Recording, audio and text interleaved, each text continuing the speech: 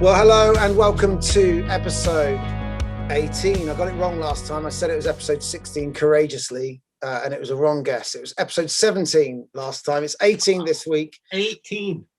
And we're in Mark's Gospel, and we've had a great couple of weeks. If you have not had a chance to listen to them yet, can I encourage you to do so? They should be up on our podcast. And for the eagle-eyed amongst you, or eagle-eared, or whatever, you will know that one of the episodes I failed to edit. So episode 13, unlucky for some, is yet to be edited, but will be winging its way to you soon. So there might be a bonus episode for you coming up. But if you've not listened to the last two episodes, they've been fantastic and really getting into a lot of Jesus' kind of central teachings. And we're in Mark's Gospel. So if you want to grab your Bibles, chapter 10, we're going to be looking from verse 32 all the way through to the end of the chapter. So Mark chapter 10, beginning at verse 32. And I haven't done my normal customary welcome to Stephen Backhouse. Stephen, it's great to have you here.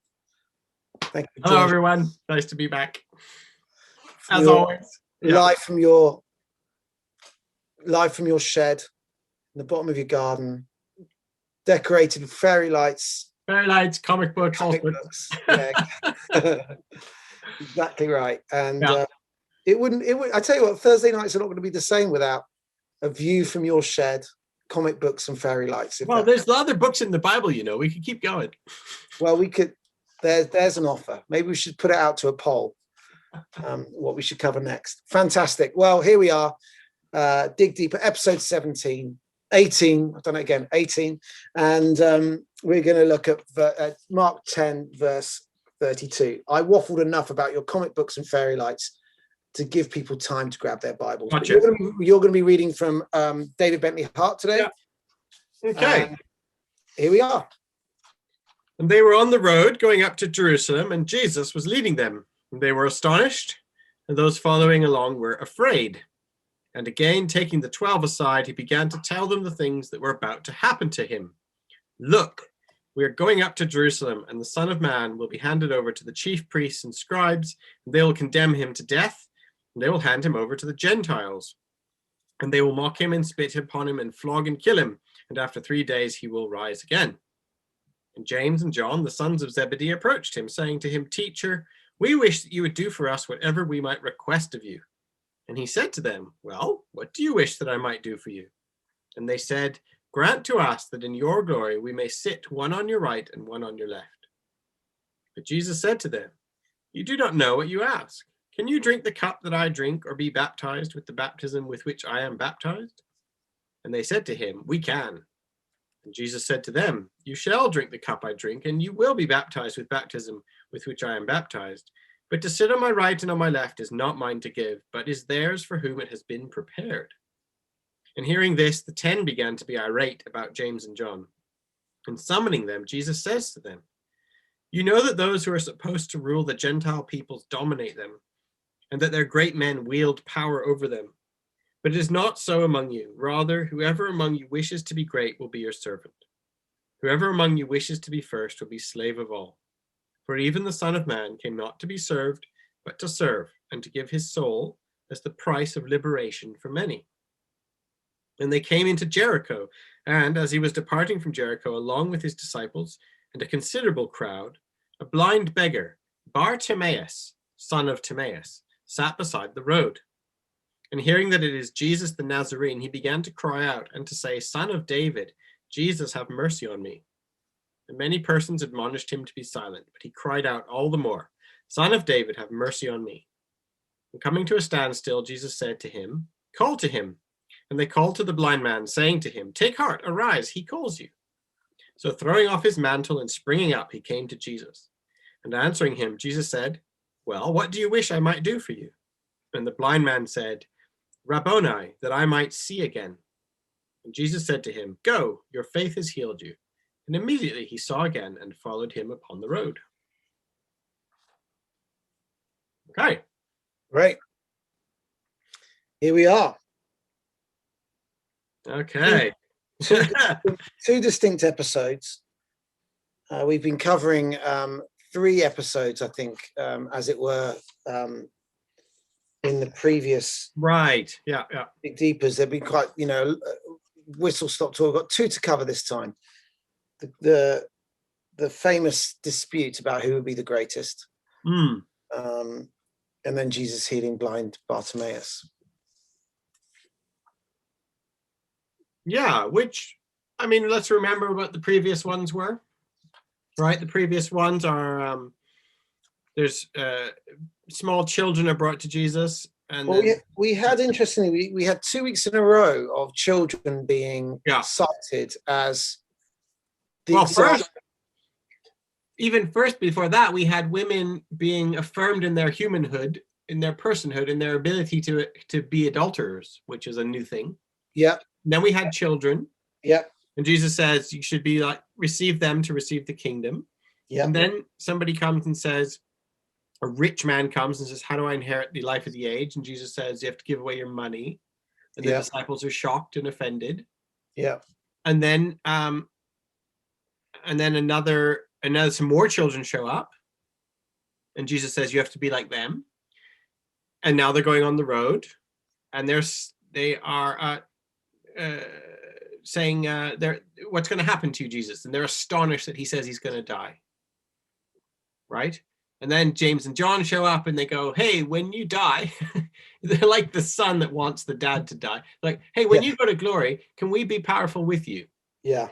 Or they don't really know what glory means, and this is all the same thing. This is all about humble people being lifted up. Yeah. It hasn't changed. Every single story is about this. Yeah. Right? Yeah. So this idea, this jostling for power and prestige and position, and privilege. I'm just trying to stretch however many words I can begin with P. But there is this kind of constant wrestling. The disciples are really still haven't got it into their heads about being like children. I mean, like we just said, like the last 2 weeks of Dig Deeper have looked at children being the example that Jesus cites. Yeah. And then we're here again, and Jesus and James and John are fighting over who could be the most powerful. I mean, the verse 32 to 33 is or 34 is important, because if we think about Mark as a teaching document for Christians, I pointed this out before, that the early church was already going for a generation by the time Mark was written down. So it is worth thinking about, like, Mark is an editor, right? So I'm not saying Mark made it up, but I am saying Mark chose what stuff of Jesus's life he wanted to write down, and he chose what order he was going to put it in. Right. And I mean, we know that anyway, just as a principle from John's gospel. He says, obviously there were so many things I could have included, but I chose to include these. And Luke says the same thing. Luke says he was an editor. So we have 2 gospel writers that say they're editors, and then we have another 2 who are editors and they just don't say it. I mean, Mark's the shortest gospel. He has to be an editor. Mark is the shortest, which is the most it's the most editorial kind of element is high in Mark. And so you have to ask yourself, well, why is he doesn't write for long? It's only 16 chapters. It's the shortest by some way of all the gospels. Why does he go on and on and on about humility and power? So clearly this is a teaching moment for his church. Clearly he's like wants his church. This is like a window into the early church, because Mark thought, I know what my people need to hear. Of all the stuff you could talk about Jesus, this is the thing we're going to talk about again and again and again.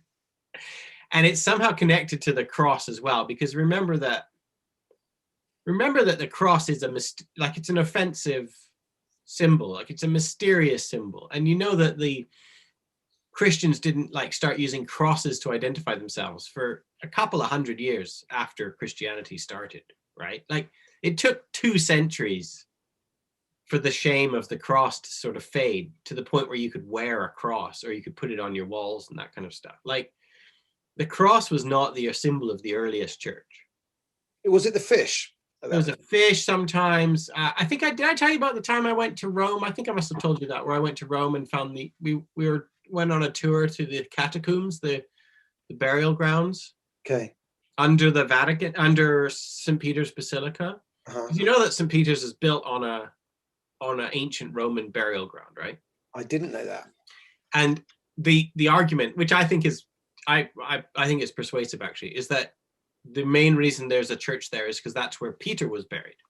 Peter's bones were there, and they've built the church on top of it because there was always a sacred site for Christians at this place, and they eventually built it on top of Peter's bones. But if you go underneath the catacombs there, like, you can see the graveyard. You can walk around them, and you go on a tour, and they'll lead you through these kind of labyrinth where all these tombs and stuff. And I think I told you, like, the tour guide, she was walking us through, and she go, well, that's a Christian tomb, that's a Christian tomb, that's a pagan tomb, that's a pagan. And I asked her, like, well, how can you tell? Because I was looking for the fish. Oh, I didn't see any crosses. And I was like, well, what if I didn't see any fishes either? What was going on? And she said, oh, you can always tell the really early Christian symbols because there's a man standing with his arms up like that was etched into the tomb. Huh. And it's called Orant, Aurent, and it's the position that a priest uses when he brings in the sacrament, right? With his arms raised. But it's also the charismatic worship. And in the early Christian church, it was Jonah, who had been spit out from the whale, and he's risen again, and he's like that. And the early Christians used Jonah as their secret symbol for Christianity, because of inferior persecution. Yeah, as a sign of resurrection. Yeah, and praise. So it's a kind of like symbol doing double duty of like praise, lift your hands up, which is funny that charismatics go right back to the earliest Christian symbolism we have. Yeah. But also Jonah, and it isn't like overtly Christian symbols that we might expect. Yeah. So the cross was very shameful. It was a symbol that was potently used for criminals. It would have been the thing that would have been the easiest thing to mock Christians for, right? So I don't even know what the equivalent would be today, like an electric chair or something. Yeah, maybe. And so you are like concerned with the Christian because it actually happened. You're concerned with what to make of it. This is one of the best reasons to argue that the Gospels are not just made up. Because if you were going to make up a religion, you wouldn't make the cross the most important symbol of your story. Because the cross was, in fact, the most annoying and hard to explain away part of that story. Right? Like, that's the part you would definitely not make up if you were trying to start a new religion. And what you actually see is that the gospel writers have to spend a lot of time reframing the cross and giving it a meaning that it didn't already have. Right. Like, it happened, and so they had to explain, well, now what do we do with this? Like, Jesus died on a cross. So what the Gospels do is they put a lot of effort into making the cross a good thing, and showing how it could be a good thing, which is what's happening here. Yeah. It's sandwiched right in the middle between all this talk about who's the greatest and be like a child. Boom, cross. He's going to suffer and die at the hands of men. And although it's not the first time Jesus has spoken about his death, because obviously we got the Mark 8 passage. Yeah. Feels to me the most explicitly detailed bit about what is going to happen. Yeah. You know, that he'll be he'll be taunted, spat at, flogged, killed. 3 days later he'll rise again. Yeah, it's very specific. Really, as to the entire process. Yeah. And I mean, one of the themes, so that's one theme that we're always having in the Gospels is Mark trying to teach Christians about the cross. Another theme is Mark trying to show that the disciples weren't all that important. Like, they're not the big men on campus that you might want to think they are. Yeah, okay. Which is another thing. Jesus tells them very plainly, here's all the things that are going to happen to me. And the very next story is them arguing about who's most important, right? Yeah. Yeah. So he's kind of puncturing their celebrity bubble. And they come up to Jesus and they say, teacher, we want you to grant us whatever we ask. Yeah, right. I mean, have you ever been, I'm sure that never happens to you, John. Have you ever been in a church where people want Jesus to give them whatever they ask? well, that's interesting. That, you know, I laugh because it just the audacity of it. But when you frame it like that, actually, you find yourself, you know, yeah. Yeah. Well, I've been in churches where, I mean, you can always tell, like, I used to be a comedy performer, right? Did I tell you that? I used to do improv. Yeah. I Like, think you revealed this just before Christmas in hope that we might have a Christmas special of stand-up. I'm not going to do that. But like an audience, when you do comedy, like audiences don't lie. Like a laughter, either they laugh or they don't, right? You can't fake it. And it's, you can kind of see this in churches as well. You can be like, what do people actually get enthusiastic about? Like, not if you set them a survey and you ask them what is more important, you know, taking up your cross and following Jesus or getting rich, they would all know that taking up your cross and following Jesus is more important, and they'd all give the right answer, right? But I've been in churches where you just listen to what gets the bigger cheer. And these are churches where they make a big deal of the offerings and money, and there's these kind of prayers about, like, if you give, you'll receive more, and this kind of stuff. What we would call prosperity gospel churches. Yeah. Which we addressed last week. But and they get way bigger cheers than any mention of, nobody cheers when they talk about Jesus, but they all cheer when they talk about getting rich. And it doesn't really matter what their doctrine is on paper. It matters what makes them cheer. Right? And I think that's partly what you're kind of seeing here as well. It's kind of like, Jesus, do whatever it is that you give us, whatever it is we ask for. Like that's the kind of culture that seems to be taking hold in these churches. Despite they might know better, they don't feel better. Yeah. Right? Yeah. So Mark is doing that as well. There's a big thing in Mark, and we're going to see this much more clearly at the end, but like, I think I told you the signs and wonders kind of miracle kind of Jesus is not. It's not as present. He's there, but he's not as present. And also the people who believe because of miracles or because they're going to get something, those are the ones that Jesus isn't very happy with. Yeah. Okay. He'll run to get away from. And he'll say, like, openly, like, you only believe me because you saw a miracle. But greater is the one who believes even if they don't see, right? Like, he tells us really overtly in Mark. Yeah. And here's one of these examples of, like, they're only following Jesus because what they can get out of it. And he has to rebuke them. Yeah. They're charismatic prosperity gospel people. Yeah. Frankly. Which was, do you remember I told you about the Orient, right? Yeah. Let's not forget, charismatics were the dominant early Christian movement. They were us. Like, Mark is speaking to us. He's putting the brakes on charismatic Christians right now. Yeah. And we have to let him do that. We have to let him teach us a bit. Yeah. Yeah. So they wish for, you know, it's so crass. This conversation, you know, Jesus just said, I'm about to, you know, I'm months away or wherever it is from being tortured, spat at, rejected, flogged, killed. And they're like, yeah, but let's get to the good bit. I know. Let's get to the good bit. When you're there in all your glory, they say, look, come on, let's gloss over the bit in between, but let's have resurrection without crucifixion. Yeah, let's get to the Easter Sunday, but without the Good Friday. And when you're in all your glory, one of us will sit at your right and the other at your left. Yeah. What's the symbolism there? Well, this is interesting because it is about ruling and reigning. And I know I'm hitting the same notes over and over again, but it's only because Mark does. But the sons of God element. Remember, I've talked about them before. Yeah. And that's partly what's going on here, is that do you remember in the Daniel's Daniel's prophecy, one like the Son of Man comes, and the Lord says, come sit at my right hand. And Yeah. it's the place of authority and power and rule and reign.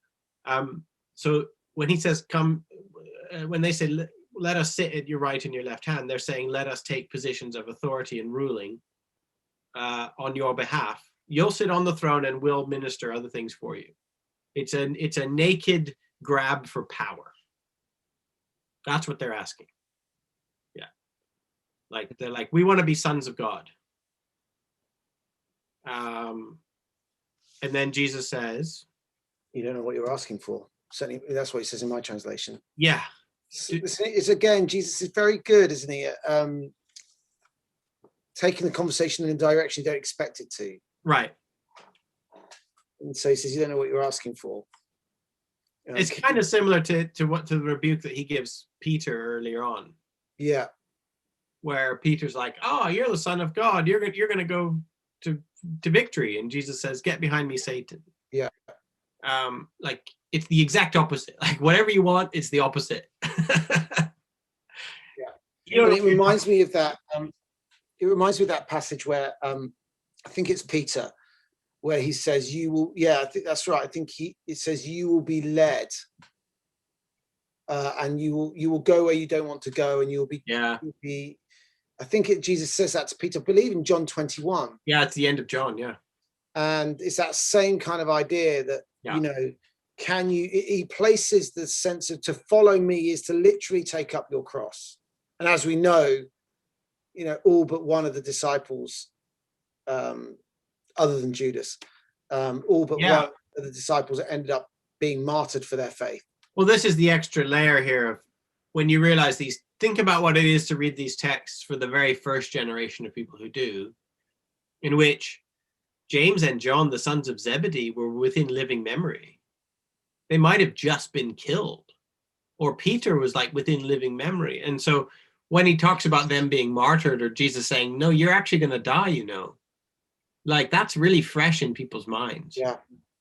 Like we've got 2,000 years distance between these texts. We don't know who James and John are. They're just characters in a book. Yeah. But there's people in Mark's gospel who would have known James and John. They would have known where they lived. Yeah. They would have known people who knew them, and they would have known how they died. Yeah. So it adds an extra kind of poignancy and right? To this. That's exactly the word I was thinking. It's very poignant. The proximity, and also, you know, that we are very comfortable within an established culture of Christendom. You know, we might say Christendom is ebbing away and so on, and it's being replaced by an increased secularism or whatever. But the fact is that we still we are still within the bubble of Christendom to a greater or lesser degree. Yeah, for sure. And yet those that are reading this text, who have that proximity to James and John, that would know their fates, many of the disciples were martyred. And yet there's still a fragility around, you know, like you said, this is first generation. They're within a matter of a couple of years of being wiped out, you know, and they're seeing their forefathers have been killed for the faith, you know. So there's a very much a fragility around that. So something like this would strike fear. Well, there's fear. The word fear, I was just going to say, like the word fear is a prominent word in Mark. It's prominent even in this passages we've been reading. That's interesting. Right? About, and they were astonished, and the following along were afraid. Verse 32, right? Yeah. And I mean, not to spoiler alert, but like the last legitimate word of the Gospel of Mark is afraid. We're going to talk about the ending of Mark, but there's sort of two endings, but the one that most people agree is the actual ending. It ends with women being afraid. And it's a thing that Mark talks about a lot, actually. And, you know, when you're a fearfully oppressed minority person, there's two temptations that you might have. One would be to seek after riches and to pie in the sky when we die kind of prosperity gospel. And the other would be power fantasies of killing your enemies and ruling the land instead, right? And these are the two things that Mark is concerned to deflate. Addiction to money as a solution to your problems, and addiction to power as a way to cleanse, to get rid of your enemies. Yeah. And they're both being addressed here. Yeah. Of course, I'd never seen that theme of fear. If you are reading this at the point that we believe that Mark was writing this, and the testimony of Peter behind it, and is you are within memory of those that have gone before, many of whom have been martyred. You read that with a very different perspective. When Jesus says, "Can you drink the cup I'm going to drink?" Of course, referring to the I say, of course, I'm going to ask you. For me, it speaks of the Eucharist, the wine, Last Supper. Can you receive the baptism I'm going to receive? Again, so, drinking the cup. There's a shade here of communion. This is my blood shed for you. Absolutely. And take my baptism. Remember, the baptism of John was a baptism of like rejection of. You remember I told you, is like when you went to be baptized, you were saying no to all the other kind of forms of life that you would adopt to resist the evil ruling empire, basically. Episode 1 or 2 of. And so Jesus is saying, like, you're going to drink my cup. You're going to have the same sort of bloody end is going to happen to you, and you're going to reject society and be rejected by society in the wilderness, places of no power. Those are going to happen to you. And like, remember I said how like shameful the cross was. So the thing is like, well, if you're an oppressed minority in the Christian sense, you could either try and escape it through miracles and riches, you could try and escape it through violence and power, or you could submit to death, even death on a cross. And that seems to be the option Jesus is asking. And Mark is saying, like, but don't worry, that's not actually. I know you're trying out of fear to avoid this fate that you're on the road to, but it's not actually the end of the story. Is there worse things than being killed by the enemy, and one of those things is killing your enemy, right? Which is where he starts to talk about don't be like Gentiles, right? Because he's very deliberately. So he says, look, I can't tell you who's going to be on my right and my left. That's not mine to give. Interestingly, that was Satan. Satan tried to give that authority when Jesus was tempted. Satan's rule was to give power. Oh, that's it. That parallel is fascinating. So Jesus says, it's not mine to give, but it is for those. What does your verse say in verse 40? What does your translation say? Mine says it is those for whom it has been prepared. What does yours say? Yeah, sitting at my right hand or my left, that's not up to me, Jesus says in this it's NT Wright's translation. It's been assigned already. Yeah. Which is mysterious. I don't really know quite what that means, because later on Jesus is going to say, like, the humble will be lifted up. So it could be that he's saying, like, look around, humble people, those are the ones who are going to be sitting at my right and left hand. Yeah. Like, that's the train that's set in motion. It could be that. So then hearing this, the 10 begin to be annoyed with James and John. Which you would be. Well, yeah, but it also shows that the 10 also don't get it, right? It's like they're only annoyed because they wish they'd asked first. Yeah, I was going to say that. Yeah. Like, if you really got Jesus, you wouldn't be annoyed. You'd be like, James, John, get with the program. We're all going to die. Don't you understand? You wouldn't be mad at them, right? But instead they're annoyed because they're jealous. And so then Jesus says, you know that those who rule like Gentiles dominate their power over others, but don't be like them. It started with a request to be ruler at the right and the left. It involves being offended at the idea of dying at the hands of your enemies. And it leads to Jesus saying, don't be like the Gentiles. Don't be like people who don't have God. Yeah. It's a very explicitly political teaching here about how we're supposed to organize ourselves. Yeah. Yeah. I want to come on to this whole idea of servants, slaves. Right. How we're to lead, how rulers are to rule. Before I do, one of the things that struck me about this going back to this statement of Jesus in verse 38, you don't know what you're asking for. Can you drink the cup I'm going to drink? Can you receive the baptism I'm going to receive? Given the context that this is being written first century church, we're within one generation of the church being established. Is this the first articulation or expression of something sacramental? Because it's interesting that the two things that Mark draws out here, or at least quoting Jesus, are the two things that would be considered sacramental, because they're the things that Jesus commanded us to do, to take communion together, and to be baptized. Those are the two commandments of Jesus, and those are the two things that are raised. It doesn't talk about washing feet or you're right. He's highlighted the two sacraments. And I wonder whether there's a kind of, given the context and given how Mark is writing here, whether there's an element to which it's like he's saying to his listeners or to his readers, that thing that we do in church every Sunday, when we take communion, when we baptize new believers, there is more to it than just a ritual. There is something, there's the sacramental element. It's more than just interesting. That tie-in is what. Yeah. Well, and also, I mean, yes, you're absolutely right. And if you were to read like Roman Catholic or liturgical theologians, they really love these passages. They make a lot out of them, because to them it's like you just said, it's evidence of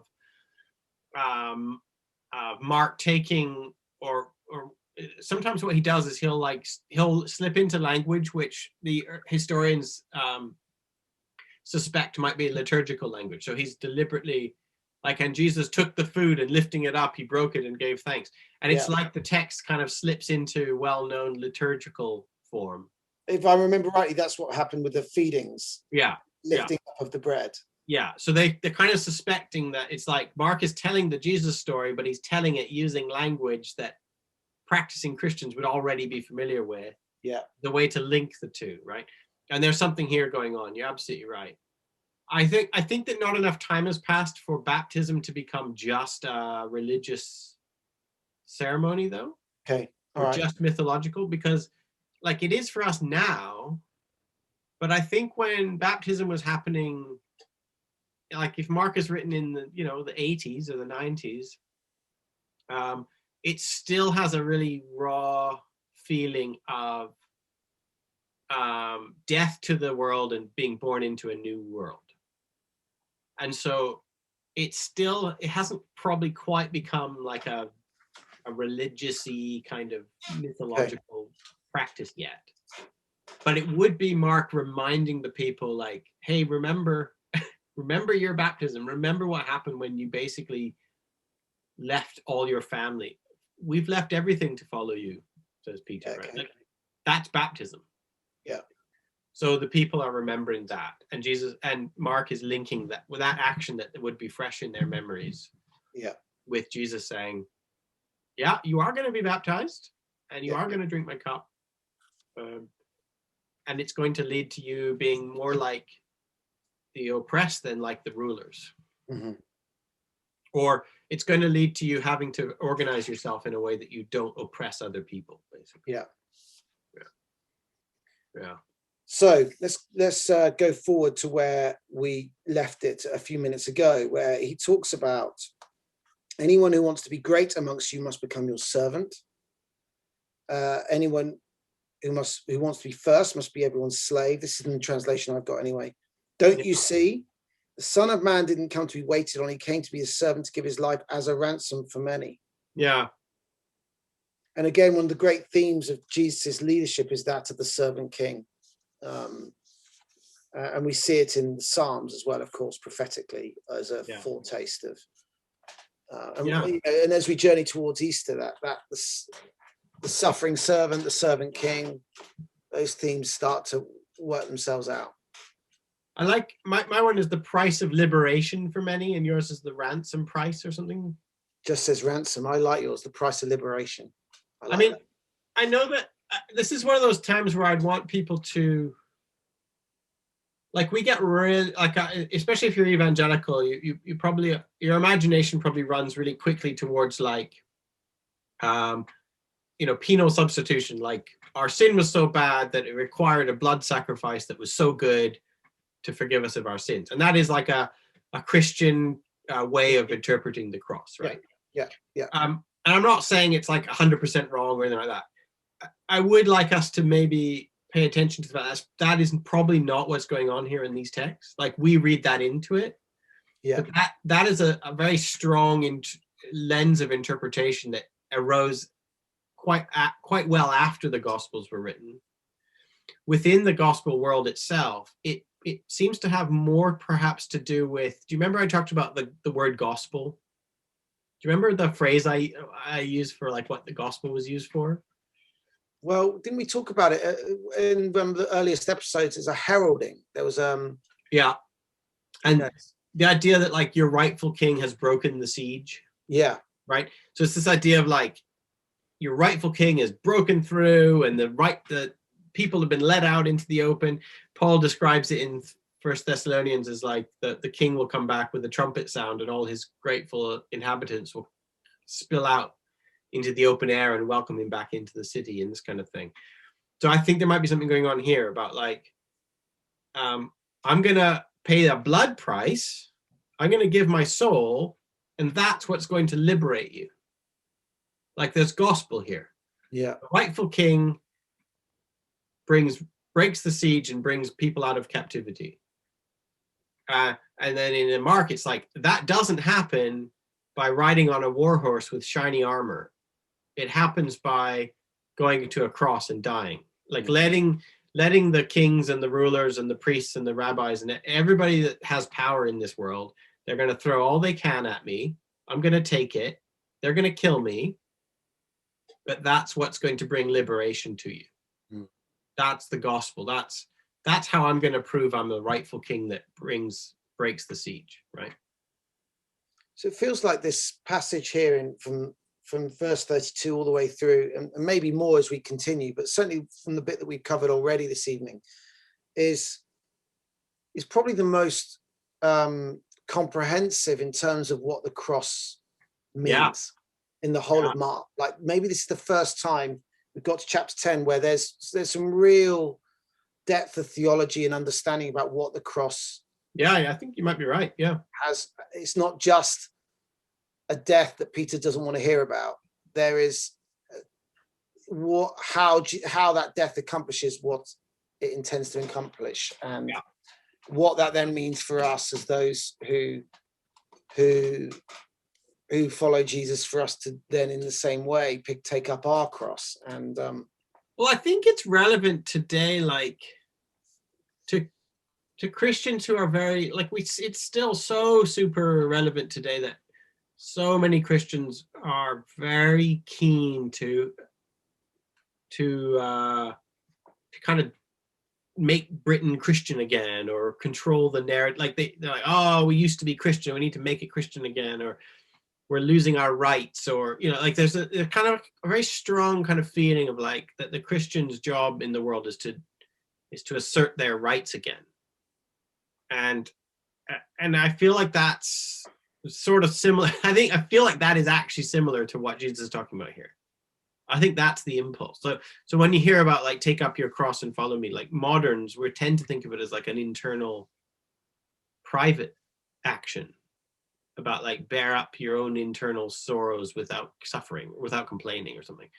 Whereas I think really more from the New Testament point of view, like a cross is kind of a very visible and public display of being crushed by society.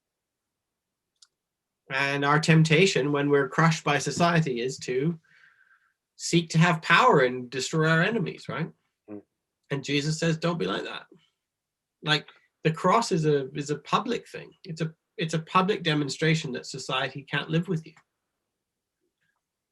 And I do see a lot of Christians today, like we organize ourselves almost deliberately to avoid that very thing happening. And I think there's an interesting theme here before we move on to the blind beggar. There's an interesting theme here about what it means to lead while serving, because it's a very common thing that's talked about. Were you taught servant leadership? Was that like a course when you were training to be a vicar? Not so much, but it comes up often as a kind of a motif, if you like, when we talk about leadership. Well, of course, Jesus told us we need to be serving, last will be first and the first will be last. But practically, when you're looking at leading, there is a sense in which leadership is very difficult to do from the place of service. It's, and so just to unpack that practically, it's very, that's what you want to do. I believe my role is to serve as a leader of a church, but there are some things that I have to lead through making decisions and all the rest of it. There's just a very real aspect of leadership there. And of course, I'm not saying that making decisions is antithetical to service, but I find that interplay. I guess what I'm saying is when we talk about service and leadership being serving others, and the kind of leadership Jesus talks about here, as opposed to the pagan nations think how their so-called rulers act.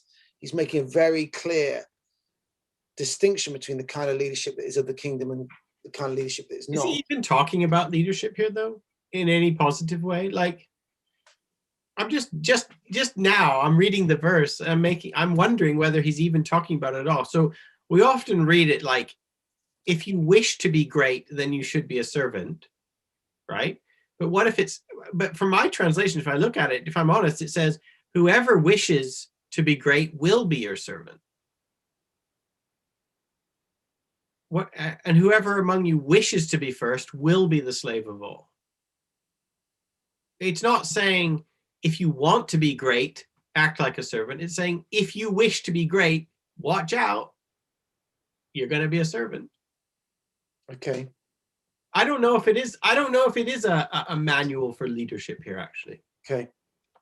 That's very interesting to think about. This is a bad time when I'm being recorded and sent out live to have a first thought for the first time. Welcome to my world. That's what I spend most Thursdays doing. So, I mean, it's definitely connected to, I've talked about Philippians 2 before. Yeah. It's definitely connected to that. So Jesus doesn't consider equality with God something to be grasped, but instead he puts a limit on his own will, or he self-empties himself. Yeah. And takes on the form of a servant.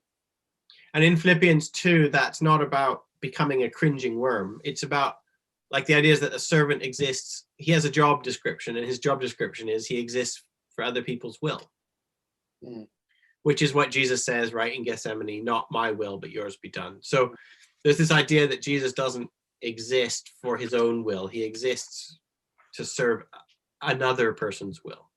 And so in that sense, then, when we think about servant leadership, to use that phrase for the sake of this conversation, however much we might, as you said, is it in here or not? I'm not even sure if it is. Yeah. So let's work on the basis that it might be.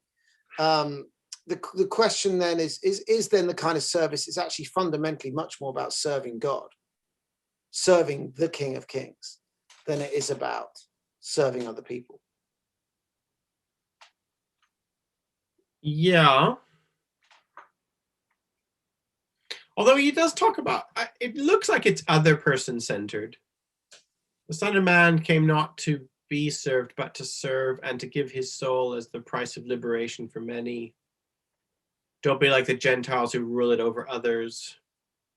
I wonder whether Jesus is actually, and because the context here is all about like who's going to be greatest and all that stuff about be like little children, like the whole context of the whole chapter has been about our relationships with each other, not about our relationships to God. Yeah. So I wonder whether it is more about like not trying to dominate other people with your agenda, not trying to make people do what you want all the time. And fundamentally, a bit like that passage where when Paul talks about marriage and it says, women submit to your husbands and husbands should love your wives as Christ loved the church. that actually both are doing that. There is this interplay, they both flourish. Yeah. In Ephesians 5, it's mutual submission. Yeah. And so in the everyone same way, submit one to another, and then he gives some examples of what that looks like. Yeah. Yeah. And so similarly, if we're mutually serving one another, everyone wins. Yeah. Everyone is got the posture of serving another, then everyone wins. I mean, it doesn't solve all the problems, but it's just that you then are now trying to solve actual Christian problems. So it's like everyone seeking to do what the other people want to do doesn't exactly lead to a smooth running organization, by the way. But a smooth running organization probably looks a lot more like what a Gentile organization looks like, where the powerful people lord their agenda over others. That's smooth running. I mean, Mussolini made the trains run on time. And so a lot of this is like an appeal to being not a well-oiled machine. And like, don't be efficient. Don't be this efficient organization that chews up people and spits them out. Don't be like an institution that just requires everybody to basically sacrifice their life to keep this thing going. Like, be messy and not very productive and not very efficient. Now there's something I can sign up to. Right. It's so funny. Oh, we got to stop. No, we got 8 minutes. Okay. But we've still got blind Bartimaeus to go. Okay. So I just wanted to make sure we had enough time to cover that. But I like this call to inefficiency and relational serving, and we can get on board with that. That's what Paul says when he says we treat the ones with least honor with the most honor. That's what we do as a body of Christ. So we don't just eject people because they don't have anything to do with, they don't help us be a better organization. We actually treat them with more honor. Yeah. So they move on to Jericho. Yeah. Jericho, and there's a blind beggar at the side of the road, sitting by the road. Bart, his name is. And when he heard it was Jesus of Nazareth, so obviously Jesus' reputation has gone before him, he began to shout out, "Son of David, Jesus, take pity on me."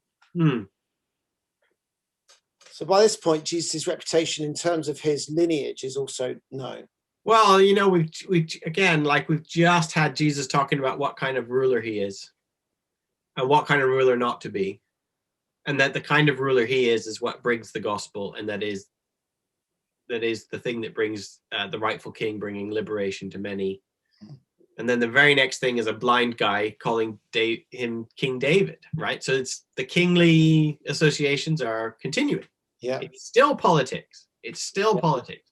And King David was, when you're in the New Testament and you read people shouting about King David, you got to think it would be similar to if today somebody shouted for King Arthur. Like if you saw Boris Johnson walking down the road and people after him were shouting, "Here comes King Arthur." You get some idea, right? Like it's King David was this kind of fabled, legendary folk hero who was going to save Israel in its time of need, Yeah, okay. So when he says, "King David, here comes Jesus," Jesus is King David. It's like, here comes King Arthur. Here comes the fabled folk hero who's going to rescue us in our time of need, that kind of thing. He's making that association, right? And he's not the first person that said it. Like the crowd says that when Jesus is going to clear the temple, that's what they're saying, "Hosanna, here comes King David." Yeah. So it's clearly a label that's being attached to Jesus, which is partly why he's going to get killed. Yeah.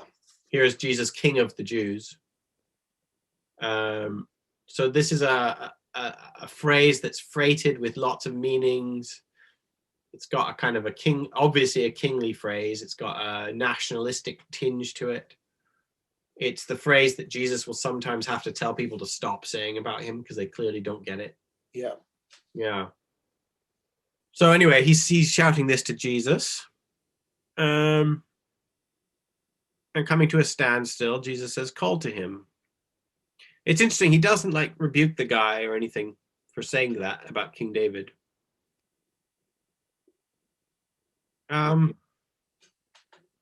A lot of people, I think, quite rightly point out that Jesus asked the blind man, "What do you want me to do for you?" Well, and I'd not seen it before, but of course that echoes the question that he asked of the James and John. Oh my goodness. Ding, ding, ding. I never noticed that before. You get all the points. You got the points. Yes. Oh, you get all the points. That is so interesting.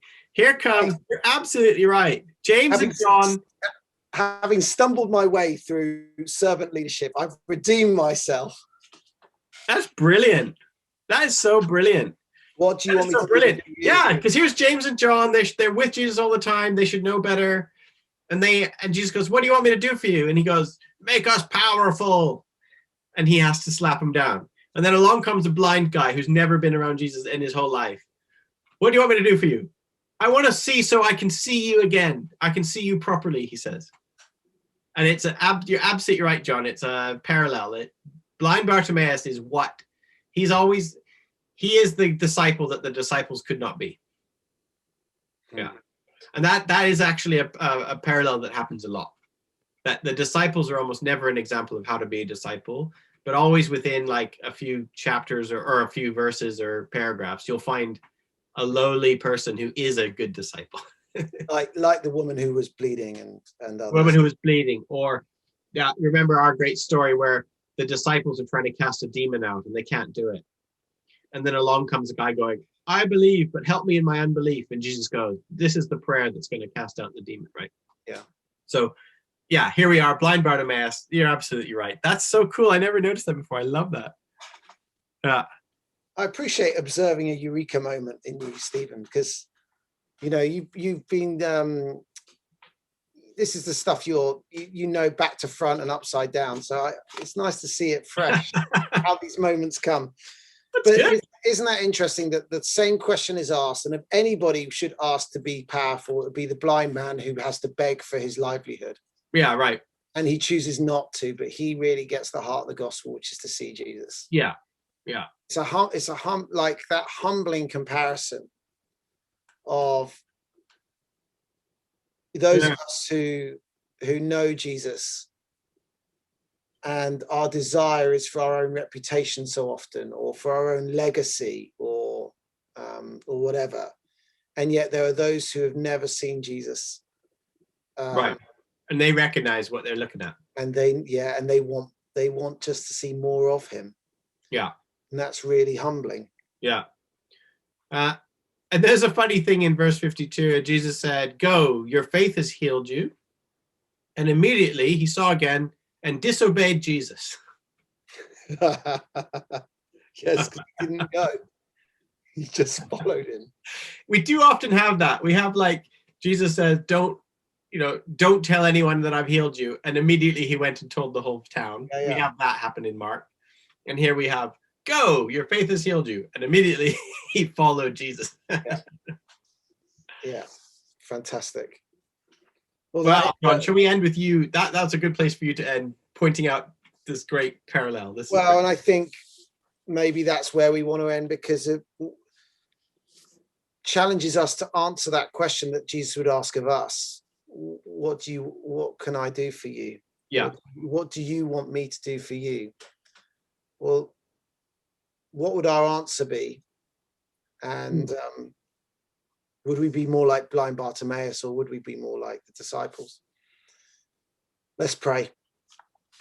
Lord, we recognize that you often ask that question of us, and we often answer it seeking our own edification and our own glory and our own reputation. And Lord, I pray that we would be people that seek after seeing you, that we would want to see you more at work in our lives, in the quiet moments, in the moments with our families and with our friends, in our communities, in our churches, that we would be people that seek after you, not after our own repute.